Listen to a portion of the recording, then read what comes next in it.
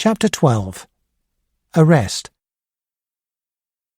After their conversation in the car, Fiedler and Lemus drove back to the farmhouse in the dark. Fiedler parked the car at the side of the house, and as they walked towards it, they saw 3 men standing near the front door. "Fiedler, we want to talk to you. We are from Berlin," shouted one of them. "What's going on?" said Fiedler. "Why aren't the lights on in the house?" Fiedler walked towards the men. Lemus could not see the guards who usually stayed near him when he was at the house. He waited for a moment, then went inside. He could not switch the lights on because they were controlled from a central point by an unseen hand. Slowly and carefully, he walked in the darkness towards his bedroom. He walked into the guard's bedroom and realized that they were not there either. And then, suddenly, the door behind him closed. The room was completely dark.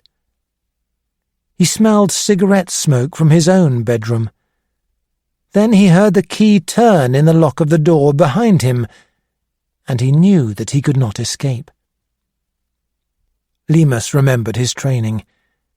He walked towards a chair that he knew was in a corner of the room and kicked it into the centre of the room. The people in the room knew that he was there, so he did not need to be quiet. Counting his footsteps, he moved back from the chair and stood in one corner. He knew where the chair was, but they did not. "Why don't you come in, then?" he said in German. "I'm here in the corner. Come and get me." There was no sound from the other room. "Come on, then," shouted Lemus. "Are you scared?" At last he heard one person moving forwards out of his bedroom, then another one. He heard the first one walk into the chair and cry out in pain. This was what he was waiting for. He moved forward, holding his left arm out in front of him until he touched an arm. He hit it gently twice, and a voice very close to him whispered, "Hans, is that you?" "Be quiet," whispered Lemus. At the same time, he reached out, got hold of the man's hair, and pulled his head forward. He hit him hard on the back of his neck, then pulled him up again and hit the front of his neck. The man fell heavily to the floor and did not move. Then, suddenly, the lights came on, and the door behind Lemus opened, making Lemus turn round quickly. Something hit him on the back of his head, and he fell to the floor. When Lemus woke, he was cold, and he could feel blood on his face. He was lying on a stone floor, and when he tried to move, terrible pain went through his body. His hands and feet were held together behind his back by a chain. Above him there was a bright light, and he was in a white, empty room. He lay on the floor in pain for hours.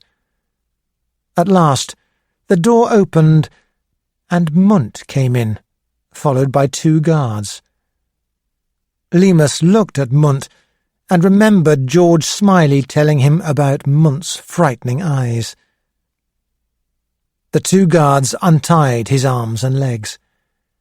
He tried to stand, but they kicked him, so he fell down again.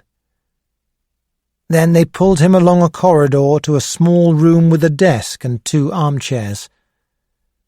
Mundt sat at the desk, and the guards put Lemus in an armchair, where he sat with his eyes closed. "Give me a drink," whispered Lemus. Mundt gave him a glass of water from a bottle on his desk. "Bring him something to eat." he said to the guards. They quickly brought a cup of soup and some pieces of sausage. Lemus ate and drank while they watched in silence. "Where's Fiedler?" asked Lemus finally. "He's been arrested," replied Mundt. "What for?" asked Lemus. "He's working for the enemies of the GDR," Mundt said. "I see," said Lemus. "You think Fiedler is working for the British Secret Service and that I'm here to help him? You think I'm here to make the East German Secret Service believe you are an agent for the British? So you've arrested us both?" "That's right. You'll both be put on trial," replied Mundt. "You will also be put on trial for murder." "So the guard died, did he?" Lemus replied. Mundt nodded, and then he went on. "You aren't really a defector, of course. As soon as I read Peters's report, I knew why you were here. I knew that Fiedler would believe that I was a double agent because he hates me and wants my job." "So you've won," said Lemus. "Yes," replied Mundt. "Fiedler sent a report to the Presidium yesterday that he didn't send to me. But I saw it, and I knew that he wanted to arrest me." The pain all over Lemus's body was increasing. Suddenly there was shouting, and the door opened violently. Lemus could not open his eyes because of his pain, but he could feel that the room was full of people. He did not know what was happening.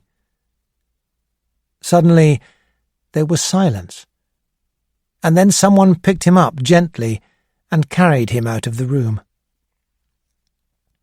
When he woke again, he was in a hospital bed, and standing beside it was Fiedler.